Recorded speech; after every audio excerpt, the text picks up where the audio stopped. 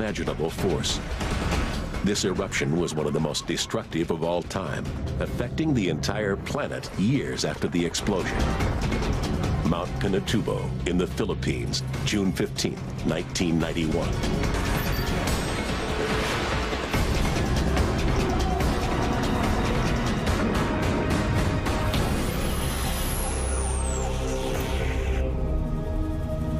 Deep in the dark heart of the Philippines lies a small and undistinguished peak. Once it was a volcano, one of the biggest the world has ever seen. But for 5 centuries, Mount Pinatubo has been dormant, ignored by the hundreds of thousands of Filipinos in the towns and cities that have grown up in its shadow. But for an ancient people living high on its slopes, the mountain is sacred. The Aitas celebrate and worship Mount Pinatubo. Like all her tribe, Flor de la Cruz believes that Apo Malari, the god of all things, lives inside the mountain. Bilang isang katutubo, it is our responsibility to look after the mountain, defend it, and care for it. It is holy because we believe it is Apo Malari's home. But stirring deep within Pinatubo is not a god, but a molten monster. Cracks are opening in the bedrock of the mountain, and miles beneath the Earth's crust lies the cause, a colossal churning sea of magma, superheated molten rock. Titanic forces are at play, but far above, on the fragile surface, few have any idea they are living on top of a volcano. Then, on the morning of April 2nd, 1991, comes the first warning of an apocalypse.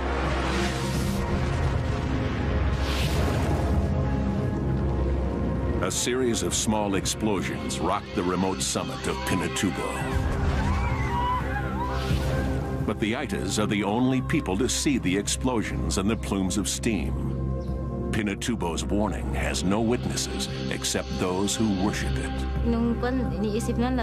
The people were terrified when they saw the explosions on the mountain. No one knew what was happening. That night, there was a red light on top of the mountain. It looked like blood was coming out. The next morning, the Aitas describe what they have seen to a local nun, Sister Emma Fontavilla. She sets off for the lowlands with Flor de la Cruz as an eyewitness, determined to report the explosions to the government authorities. They travel to Manila, 55 miles south, passing from one world to another. Finally, they come to the Philippine Institute of Volcanology and Seismology. Sister Emma convinces a skeptical staff to let her and Flor meet their director, world-renowned volcanologist, Dr. Ray Punungbayan. Isang pagsabog, explosion. Ray may be an internationally respected scientist, but he's working in a third-world country. The few seismographs he has are tied up, monitoring another volcano to the south of Manila. Why should he heed the fears of a superstitious tribe who believe their god is angry? Pinatubo awaits his decision. If he ignores this warning, he won't get another chance. He takes a fateful step. He orders one of his seismic teams to the summit. From the air, they see the smoking vents described by Flor de la Cruz. And when they land, the first flickers of their seismograph tell them something is stirring within this long-dead volcano. Over the next 24 hours, they detect more than 200 separate earthquakes. Pinatubo is coming to life. The earthquakes could be caused by the geothermal movement of steam and superheated water. But Ray Punungbayan's instinct tells him there are other forces at work, far deeper, far more powerful. He knows that the Philippines lies on the Ring of Fire, a vast arc encircling the Pacific Ocean, home to most of the world's volcanoes. Deciding whether one of them, Mount Pinatubo, is coming to life will be a poker game of science versus nature, where the stakes are life and death. Not only for the 20,000 Aitas living on the mountain itself, but also for the hundreds of thousands of Filipinos in the towns and cities of the surrounding lowlands. And just 15 miles from the summit, the largest U.S. military base on foreign soil, Clark Air Base. Home to 16,000 American servicemen and their families, and billions of dollars of military hardware. In all, nearly 1 million lives, Filipino and American, will depend on Ray's ability to outguess one of the great forces of nature. A volcano is not an enemy nor an adversary. It's something that you try to befriend, in fact, and try to understand what it is, what it's going to do. Then you have to read the signals properly. And if you fail to do that, then you lose in the game. Trying to predict a volcanic eruption is not for the faint-hearted. It is part science, part gut instinct. And there are few seismic detectives who can successfully track these killers from the deep earth. Ray knows that a volcanic eruption cannot be stopped, but it can be escaped. If Pinatubo is on the boil, it will be his job to say when it's going to blow. And he will get only one chance. If he calls an evacuation too early, those ordered out of the danger zone will come back. And if he calls it too late, hundreds of thousands may die. For days, his team tracks the earthquake swarming deep beneath the mountain, but their equipment is outdated. The Filipinos need help, and Ray knows where to find it. Chris Newhall of the United States Geological Survey in Washington is an old friend and a volcanologist. He's got the high-tech instruments that will help Ray penetrate Pinatubo's secret. On April 23rd, he and a crack team of U.S. scientists join Ray's task force of volcano detectives. They set up their operations center at Clark Air Base within sight of Pinatubo's summit. To them, as to all who live around it, the mountain looks just as it has since the time of Columbus. Yeah, because this particular... We were acutely conscious of the fact that there had been no eruption at Pinatubo for 500 years, and many, many people, perhaps even a majority, doubted that it was even a volcano. Ray and his team know Pinatubo is a volcano, but what kind and how dangerous? While some volcanoes, like Mauna Loa and Kilauea in Hawaii, release free-flowing rivers of lava, the most catastrophic type of eruptions are explosive. Mountain loads of magma that detonate suddenly and usually without warning. Instead of lava, explosive volcanoes hurl out massive pyroclastic flows, superheated tidal waves of rock and ash. It's a hot hurricane or hot blast of rock and ash and gas. And we know enough about pyroclastic flows to know that virtually nobody survives. Ray and Chris study aerial photographs to plot the footprint of Pinatubo's last eruption. They are shocked by what they see in the maps and the ancient geological record. An explosive volcano as big as any in history. I think the oh my God moment came very early. We could see straight away that the kind of explosive eruptions that had occurred in the past from Pinatubo were of the same order of magnitude as what had occurred at Krakatau in 1883. Krakatoa, a remote Indonesian island, blew up in 1883 and remains the deadliest volcanic eruption in recorded history. The detonation was heard 3,000 miles away and created a tsunami 100 feet high that drowned 36,000 people. And in Pinatubo's eroded canyons, Ray and Chris find evidence of a Krakatoa-sized eruption. Pyroclastic flows that once incinerated and buried the land under Clark Air Base. Could it be capable of such a cataclysm again? The seismographs trace a veiled but deadly threat. 1 million lives hang in the balance.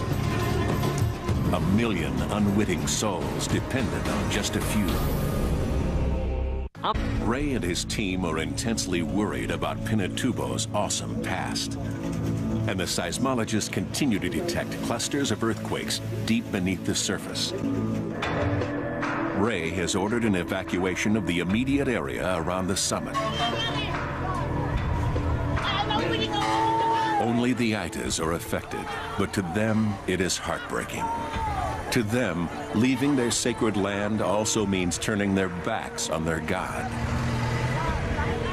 From the high slopes, thousands of Itas begin to trek down the mountain to resettlement camps in the lowlands.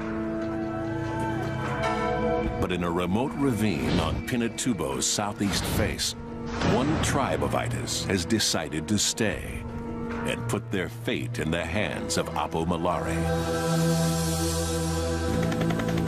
Hiding from the Army and the Air Force, whose job it is to ensure Ray's evacuation order is carried out, they seek shelter in a cave.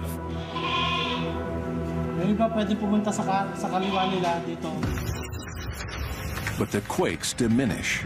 Nothing is reading right. Deep beneath the earth, there is now only a sinister silence. Is Pinatubo just playing dead, or has it settled back into its centuries-old sleep? Has Ray called a false alarm? Volcanoes have claimed countless victims in surprise attacks. But there have also been thousands killed who were warned, but failed to listen.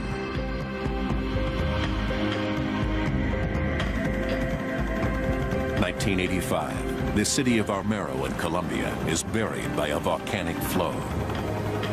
In the weeks and days before, scientists told those who lived here that Mount Nevado del Ruiz was going to erupt. But neither they nor their government listened. 23,000 people died.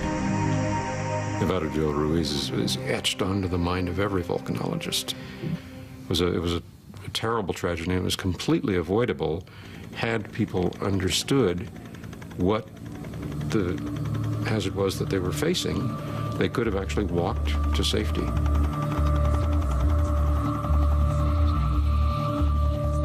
Ray Punangbayan is determined not to let that happen in his country. But right now, he's hanging in the wind of skepticism and outright disbelief. The U.S. military command at Clark thinks Ray and his scientific team are overreacting. So do many in the Filipino government, which can ill afford a mass evacuation if Ray decides to call it. And as if to spite him and his team, Pinatubo barely stirs for days. And Chris is fighting his own battle with official skepticism. Washington is threatening to pull the plug on his team and their precious equipment unless he delivers some clear answers fast on whether Pinatubo is really going to blow. He and Ray have to find some clear evidence that there's magma arising beneath Pinatubo. To find that proof means a risky chopper flight low over Pinatubo's steaming vents. Magma contains highly pressurized sulfur dioxide. If Chris can find the gas, he's found the magma beneath the surface. What I'll do is see that first little ridge line up there. I'll try and set it up so we can go right up about there and make a left pass along down to this ridge line here. But the chopper is ill-suited to the task. Its rotors churn the air and confuse the detection instruments. Let's drop down a minute. Okay, coming down, center, using throttles. Taking the chopper any lower is dangerous. An unexpected blast of steam could bring them down. But it's their only chance of detecting sulfur dioxide. To Chris, it's worth the risk. Well, do you want us to keep flying around looking at it, or? Yeah, we got to make sure what it is. Let's drop down a minute. Okay, coming down, center, using throttles. He finds sulfur dioxide, tons of it, escaping from the volcano's vents. There's no way of telling how close the magma is to the surface, but the sulfur dioxide is his first real clue that an eruption could happen. But what he cannot see or even guess at is the magnitude of the coming cataclysm. A giant white-hot fist is preparing to strike. But little on the surface gives any sign that a mega eruption is brewing. Just ahead, as Pinatubo wages its war on the Philippines, soldiers at the U.S. Air Force Base are forced to leave, while a local tribe hunkers down in a nearby cave. Surviving will be right back. For 2 weeks, the team at Clark monitors the sulfur dioxide levels over the summit. For 2 weeks, they hold steady. Then suddenly, they plummet. It can mean only one of two things. Either the magma has subsided and Pinatubo has called off its attack, or it is blocked and pressurizing. A gigantic powder keg that could blow catastrophically at any moment. Ray has to make the call. Is Pinatubo going up, or is it going quiet? It is an awesome choice to make. An eruption could happen in a day or a decade. Volcanoes do not keep the time of men. We know the stakes are high. We don't know how long the fuse is. You have to work fast. People in Los Angeles have really... With the tragedy of Nevado del Ruiz in Colombia haunting him, Ray decides the moment has come to call his enemies bluff. A more climatic eruption that will soon occur. He finally orders a general evacuation of the provinces around Pinatubo. The call goes out to almost 1 million people.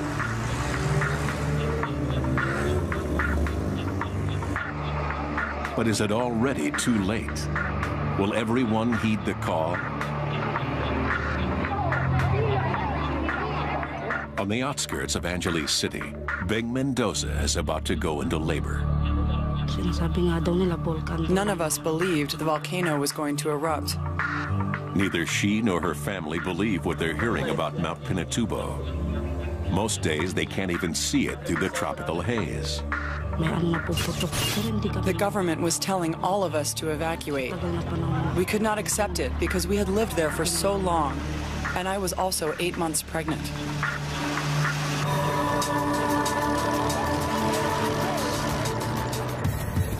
Ordinary Filipinos are reluctant to leave their homes, and at Clark, the military is even more hardline against the idea of evacuating the base. Its commanders are not prepared to cut and run until the scientists can say for sure when the volcano is going to blow. Aircraft continue to take off and land on the remnants of Pinatubo's last eruption, as though it never happened. It's a standoff between the scientists and the soldiers. On the base's closed-circuit TV, Chris Newhall is pressed for a precise eruption date. Time periods that right now we cannot see deep enough into our crystal ball to say for sure one way or the other. Then in early June, Pinatubo is rocked by a cluster of mysterious earthquakes. If Ray and his team are reading it right, the quakes outline not a river, but a massive sea of magma. And on June 7, its immense pressure fuels Pinatubo's first battle cry. A 28,000-foot plume of steam erupts into the atmosphere. It is Pinatubo's declaration of war.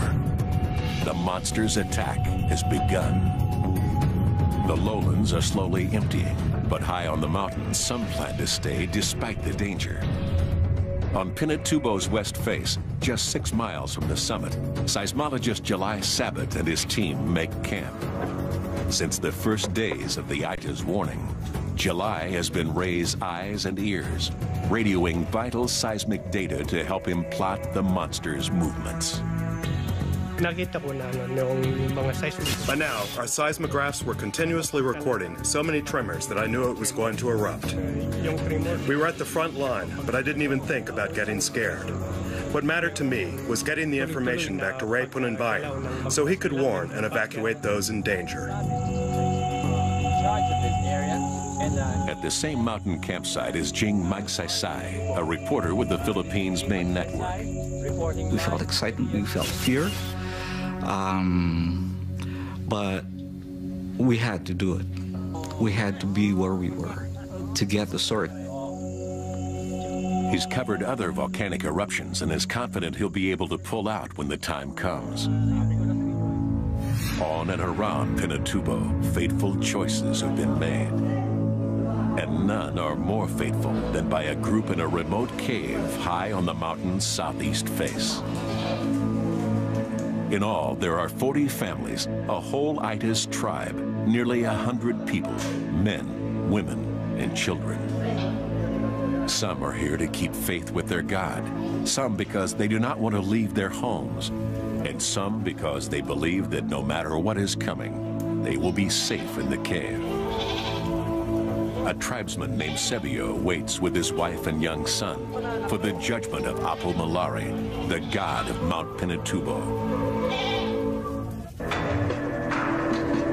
10 miles away, the military has finally issued its evacuation order. At Clark Air Base, they're recording a constant stream of earthquakes, sometimes at the rate of 1 a minute. The pride of the U.S. Air Force is being deserted.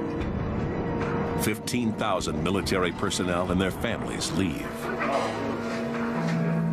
We were evacuating people who were on life support. We were evacuating infants who were in incubators and who had tubes attached to them. Colonel Ron Rand is one of a core group of officers and men who will stay to guard the base. Now, only they and the scientists remain. The eruption of Mount Pinatubo is no longer a matter of if, but when. At 8:50 a.m. on Tuesday, June 12th, it launches an enormous column of ash, 12 miles straight up. Now we knew what we were up against. Now we knew how huge this thing was. Here's this plume, unlike anything I've ever seen. Giant, dark, gray, swirling, roiling, boiling, you know, just growing as you looked at it and going like a rocket. When I was a young guy in the Air Force, I got a ride in an F-4. And we climbed to 43,000 feet, and it took us 2 minutes and 40 seconds. This plume rose 60,000 feet in 1 minute. So you're standing there looking at it, and it was like this. So powerful is the force of the eruption that even its sound waves shoot straight up. Those watching on the ground hear nothing. This awesome event takes place in absolute silence.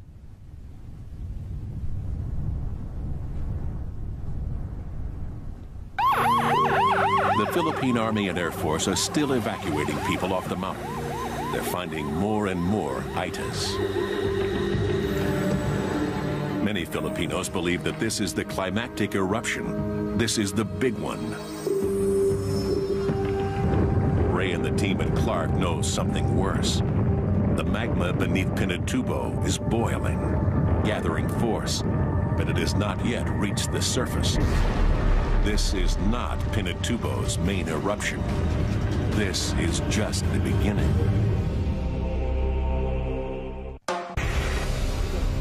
For 48 hours, near constant earthquakes swarm ever closer to the surface. Dense clouds of ash blast from cracks opening in Pinatubo's summit. The volcano is priming itself for one of the greatest eruptions ever witnessed. On the mountain itself, the Philippines Air Force is still rescuing small groups of Itas. But those being found and flown to safety are telling their rescuers of others who have stayed, a tribe of Itas who won't come down. On the lowlands, tens of thousands of people are on the move. With ash billowing down from the mountain, village after village empties as their inhabitants flee. As night falls, the darkness around Pinatubo is broken by the constant cracks of earthquakes as the sea of magma builds up unimaginable pressure. There are only hours left before the hellfire reaches the surface and breaks free. Just beyond the foothills of Pinatubo, the scientists at Clark Air Base wait out the night. The seismographs are steadily warning of a cataclysm even greater than they have predicted. The tension is intense. Everyone is exhausted. Most are frightened, but none think of leaving.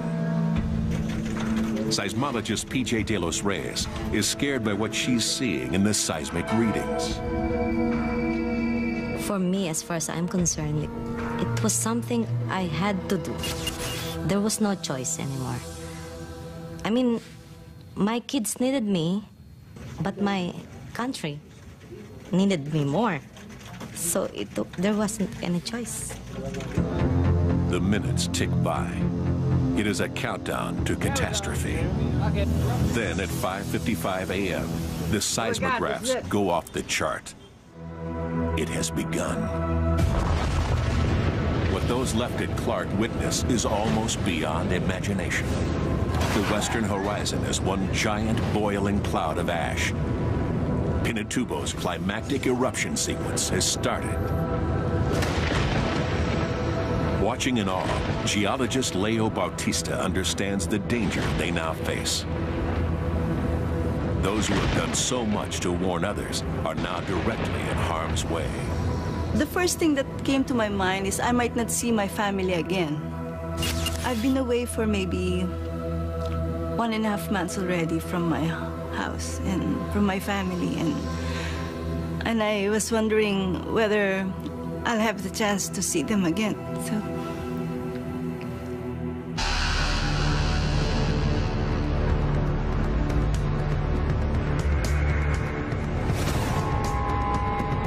For the next 6 hours, Pinatubo erupts 4 more times.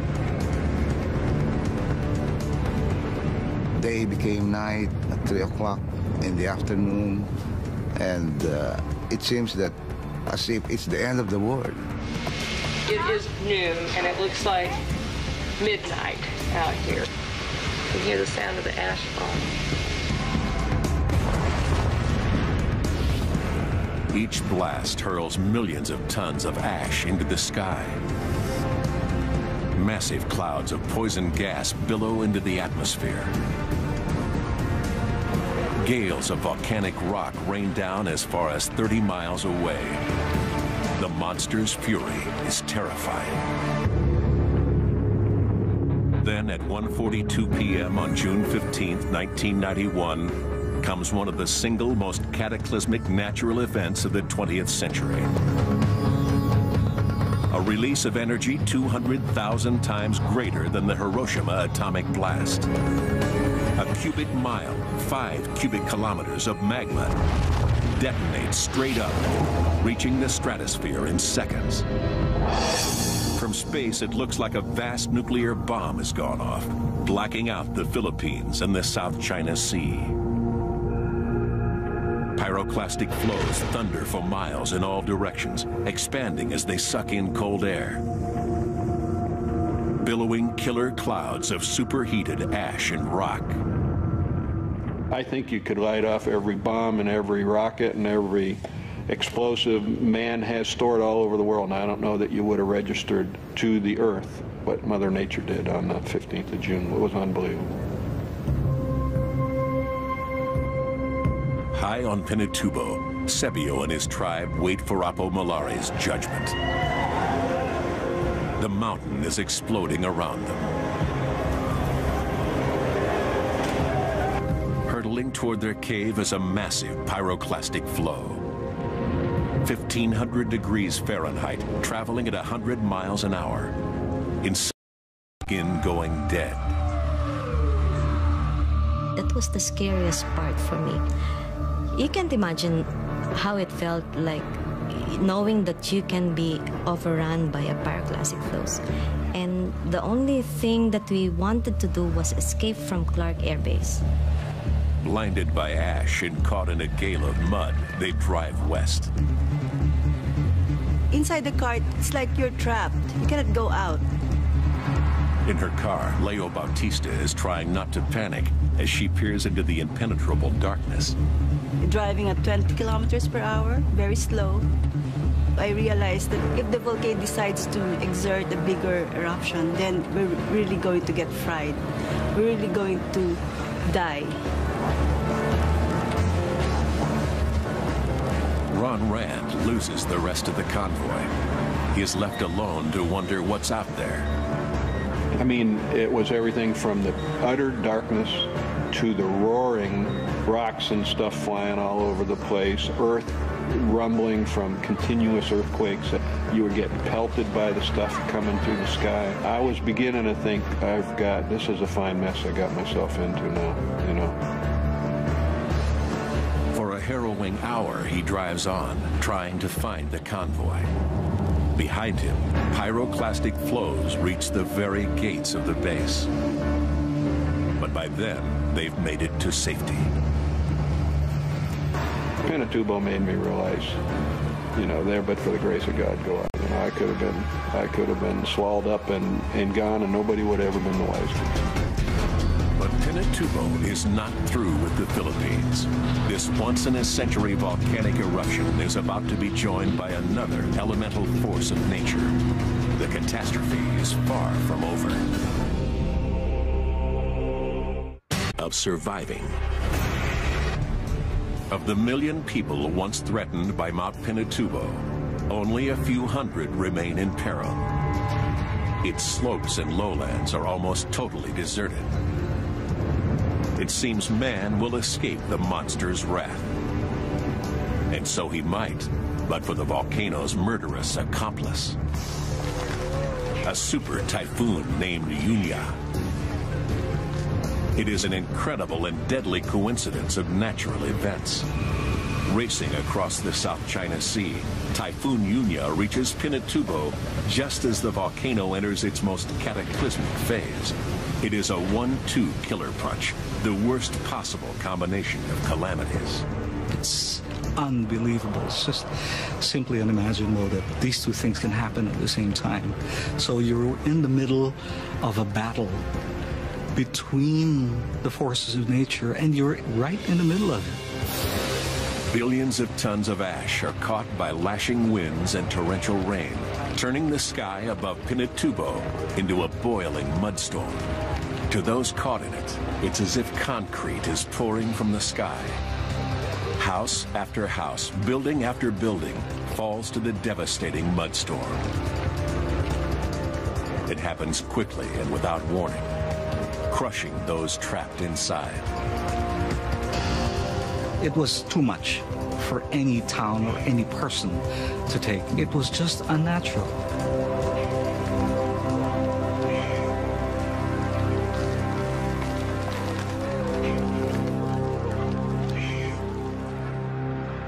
The scene is being repeated in all the provinces around Pinatubo. Beng Mendoza fled with her family only days before. Her house lasts barely 15 minutes before collapsing under its immense load of volcanic mud. The mudstorm will be the catastrophe's most immediate killer, but it is not the only one.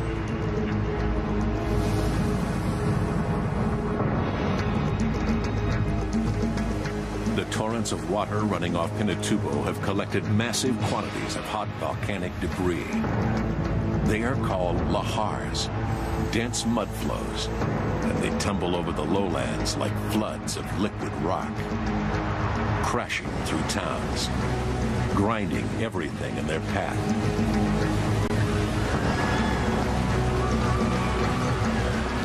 For 15 hellish hours, the monster of Pinatubo hurls everything it can at the Philippines.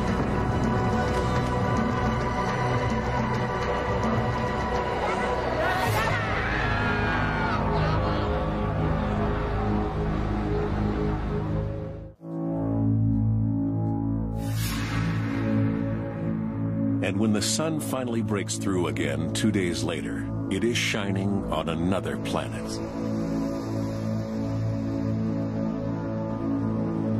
From horizon to horizon, it is a moonscape, a lifeless black and white world.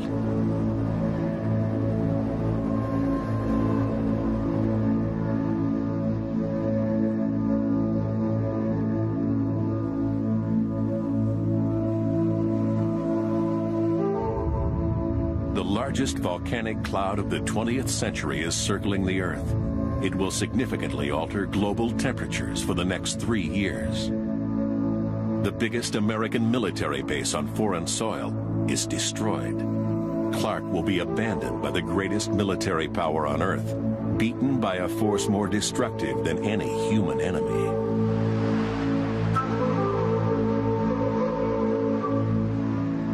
After the fact, we said it was the mother of all eruptions. It was the mother of all events any one of us had ever been through.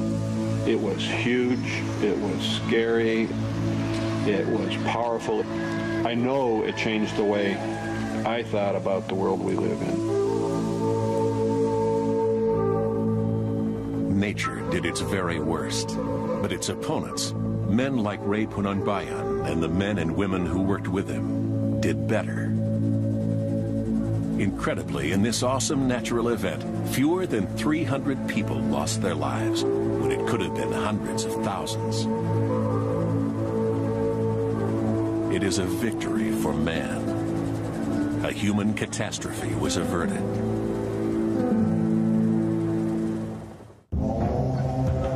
Man had never faced an eruption on the scale of Pinatubo, armed with the high-tech weapons of the 20th century. But it was far more than just science that saved so many. It was an extraordinary human effort on every level. I think that had any one of those elements been missing, we could have ended up with a major disaster on our hands. More than any volcano that went before it, Pinatubo proved that man can not only accurately predict a volcanic eruption, but that he can also protect his fellow man from one of nature's most catastrophic events. But it also showed that however advanced our scientific ability may be, we ignored those who best know Mother Nature at our peril. In the aftermath of the eruption, Beng Mendoza gave birth to a healthy son named Rindy. July Sabat, Leo Bautista, and PJ De Los Reyes went back to work at the Philippine Institute of Volcanology and Seismology, keeping watch on volcanoes throughout the country. Chris Newhall continued to work with the United States Geological Survey, but plans to retire in the Philippines. Jing Magsaysay, like all those who lived through the eruption, says it changed him forever. Pinatubo, in the end, became one of my closest friends, I think. Taught me a lot of things. Showed me how meaningful and how meaningless at the same time a human being can be. And Ray Pununbayan, the undisputed hero of what was one of the greatest eruptions in modern history, retired in 2002.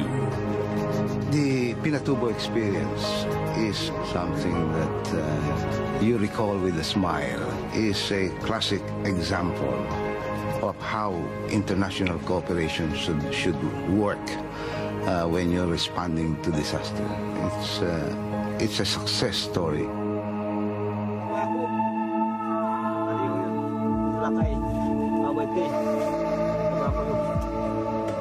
To this day, the Aitas who perished in the cave on the mountain have remained where they fell, their skeletons awaiting a reburial. But now, Sebio and his people gather their bones and carry them to their new village, where they are laid to rest in a tomb sealed with the ashes of the volcano.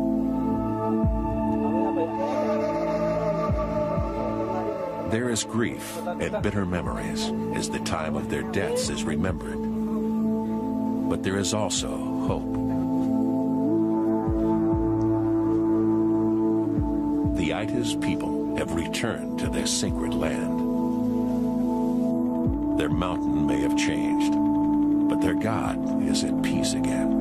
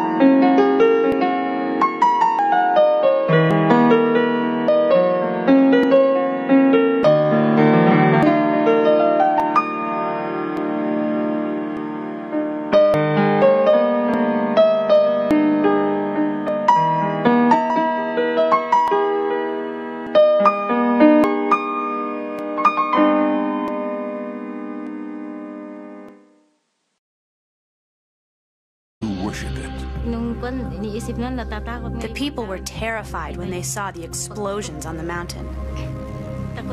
No one knew what was happening. That night, there was a red light on top of the mountain. It looked like blood was coming out. The next morning, the Itas describe what they have seen to a local nun, Sister Emma Fontavilla. She sets off for the lowlands with Flor de la Cruz as an eyewitness, determined to report the explosions to the government authorities. They travel to Manila, 55 miles south, passing from one world to another. Finally, they come to the Philippine Institute of Volcanology and Seismology. They've grown up in its shadow. But for an ancient people living high on its slopes, the mountain is sacred. The Itas celebrate and worship Mount Pinatubo.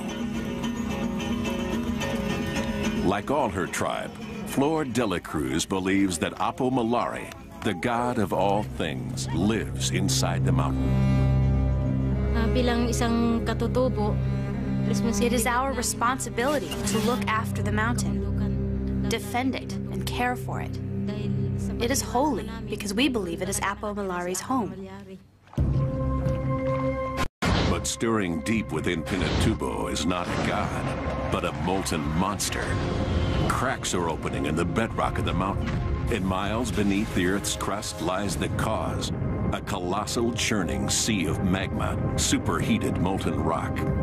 Titanic forces are at play, but far above, on the fragile surface, few have any idea they are living on top of a volcano.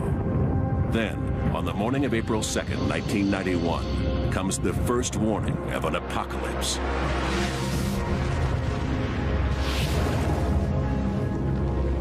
A series of small explosions rocked the remote summit of Pinatubo.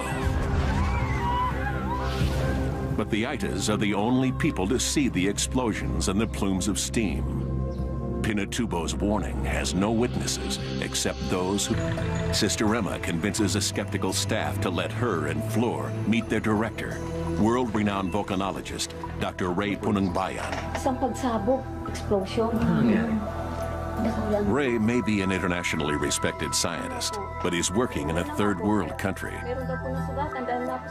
The few seismographs he has are tied up, monitoring another volcano to the south of Manila. Why should he heed the fears of a superstitious tribe who believe their god is angry? Pinatubo awaits his decision. If he ignores this warning, he won't get another chance. He takes a fateful step. He imaginable force. This eruption was one of the most destructive of all time, affecting the entire planet years after the explosion. Mount Pinatubo in the Philippines, June 15, 1991.